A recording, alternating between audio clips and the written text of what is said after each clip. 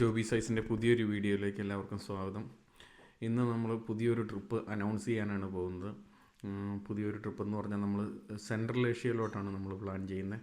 Central Asia എന്ന് പറഞ്ഞാൽ നമ്മൾ പോകാൻ ഉദ്ദേശിക്കുന്ന രാജ്യങ്ങളെന്ന് പറഞ്ഞിട്ടുണ്ടെങ്കിൽ നമ്മൾ Kazakhstan, Kyrgyzstan, Turkmenistan and Uzbekistan ഈ രാജ്യങ്ങളാണ് നമ്മൾ ട്രാവൽ ചെയ്യാൻ പോകുന്നത്. അത് ഈ അടുത്ത ദിവസങ്ങളിൽ തന്നെ നമ്മൾ ട്രാവൽ സ്റ്റാർട്ട് ചെയ്യും. നമ്മുടെ യൂറോപ്പ് ട്രിപ്പ് പോയ ആ സെയിം ടീം തന്നെയാണ്. അപ്പോൾ നിങ്ങൾക്ക് പഴയ യൂറോപ്പ് ട്രിപ്പിൻ്റെ വീഡിയോസ് കാണാത്തവരുണ്ടെങ്കിൽ അത് കാണുക. അത് നല്ലൊരു അനുഭവമായിരുന്നു. അപ്പോൾ ഈ വരുന്ന ട്രിപ്പും അത് നല്ലൊരു അനുഭവം ആവുമെന്ന് പ്രതീക്ഷിക്കുന്നു. അതുപോലെ തന്നെ നമ്മൾ ഇങ്ങോട്ട് പോകാൻ തീരുമാനിച്ചപ്പോൾ നമുക്ക് ഇവിടുത്തെ UK ഡ്രൈവിംഗ് ലൈസൻസ് പറ്റത്തില്ല. അപ്പോൾ നമ്മൾ ഇൻ്റർനാഷണൽ ലൈസൻസ് എടുക്കണം. അപ്പോൾ അതിൻ്റെ ഒരു ഇൻഫർമേഷനും കൂടി ഞാൻ ഷെയർ ചെയ്യാമെന്നാണ് വിചാരിക്കുന്നത്.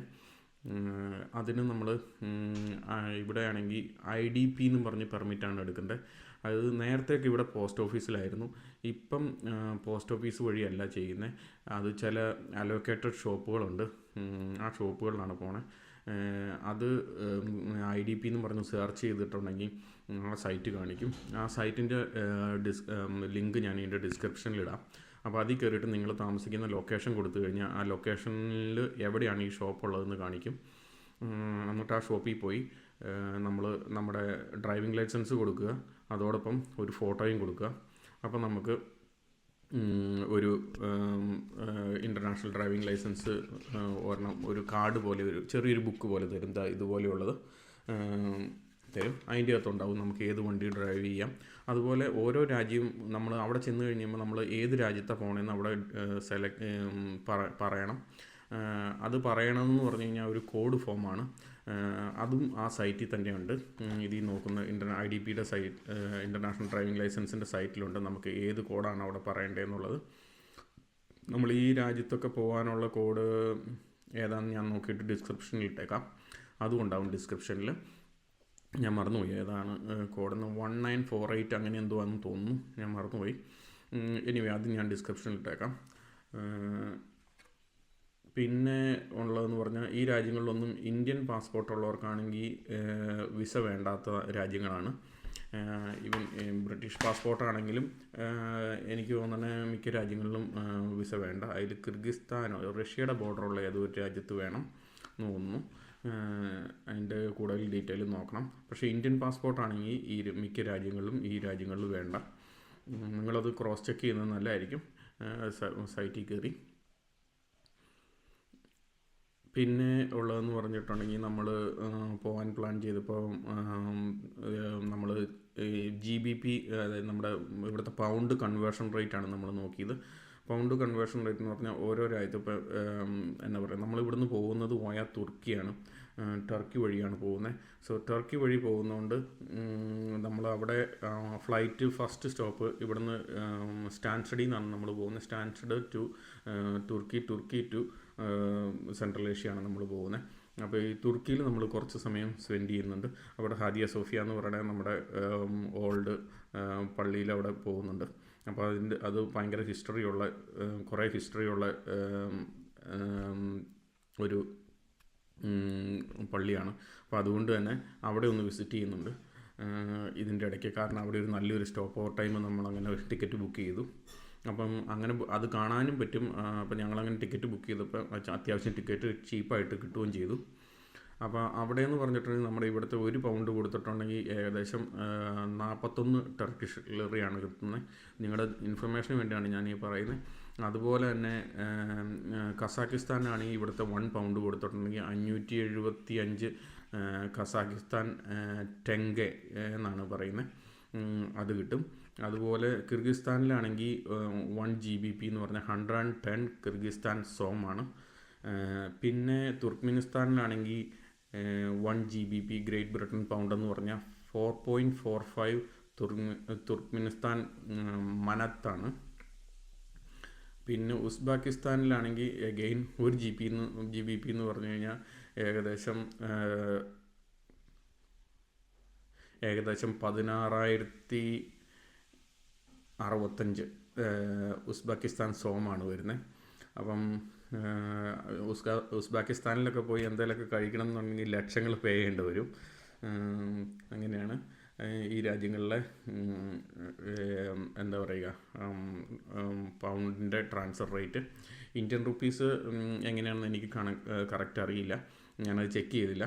അപ്പം നിങ്ങളത് ഗൂഗിളിൽ സെർച്ച് ചെയ്താൽ മിക്കവാറും അതിൻ്റെ ഡീറ്റെയിൽസ് കിട്ടും. പിന്നെ ഈ രാജ്യങ്ങളിൽ പോകാൻ പറ്റിയ ബെസ്റ്റ് സമയം ഈ സമയമാണ്, കാരണം സമ്മറാണ്. ഇപ്പോൾ ഞാൻ ആ രാജ്യങ്ങളിലൊക്കെ ടെമ്പറേച്ചർ നോക്കിയപ്പോൾ എല്ലാ ദിവസവും 20 ഡിഗ്രി എബവ് ഉണ്ട് മിക്ക രാജ്യങ്ങളിലും, ഈ പറഞ്ഞ 4 രാജ്യങ്ങളിലും ഉണ്ട്. അപ്പോൾ അതുകൊണ്ട് ഇതാണ് ബെസ്റ്റ് സമയം. കാരണം അല്ലാത്ത വിൻ്റർ തണുപ്പുള്ള സമയങ്ങളൊക്കെ ഈ മിക്ക രാജ്യങ്ങളിലും സ്നോ ഉണ്ടാവാൻ ചാൻസ് ഉണ്ട്.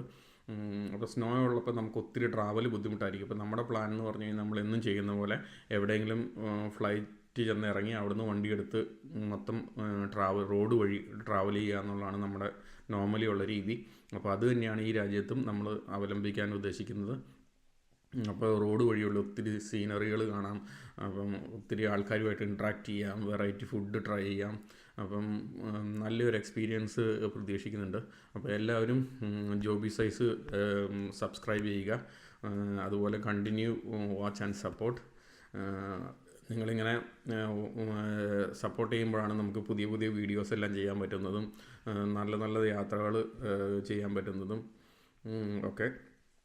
പിന്നെ അടുത്തത് പറയാനുള്ളതെന്ന് പറഞ്ഞിട്ടുണ്ടെങ്കിൽ ഈ യാത്രകൾ എല്ലാവർക്കും ചെയ്യാവുന്നതാണ്. ഇപ്പോൾ ഈ എസ്പെഷ്യലി ഇന്ത്യയിലുള്ളവർക്കാണെങ്കിൽ പോലും ഈ രാജ്യങ്ങളിലോട്ട് ട്രാവൽ ചെയ്യണമെങ്കിൽ അത്യാവശ്യം കുറഞ്ഞ നിരക്കിൽ ട്രാവൽ ചെയ്യാം. കാരണം വിസ പ്രോസസ്സിംഗ് ഒന്നും വേണ്ട, അപ്പോൾ അതിൻ്റെ ചാർജ് വേണ്ട. പിന്നെ നോക്കിയിരുന്ന് ഫ്ലൈറ്റൊക്കെ അഡ്വാൻസ് ബുക്ക് ചെയ്യുവാണെങ്കിൽ ഏകദേശം ഒരു 6000-നും 9000-നും ഇടയ്ക്കൊക്കെ ടിക്കറ്റ് കിട്ടുമെന്നാണ് പറയപ്പെടുന്നത്. പക്ഷേ അതൊക്കെ അഡ്വാൻസ് ബുക്ക് ചെയ്യുകയും ഒക്കെ വേണ്ടി വരും. പിന്നെ അതിന് ലഗേജ് ഒന്നും ഉണ്ടാകത്തില്ല. ഇപ്പോൾ ഞങ്ങൾ ബുക്ക് ചെയ്യുന്നത് തന്നെ ഇവിടുന്ന് തുർക്കി വരെയുള്ള ഫ്ലൈറ്റിന്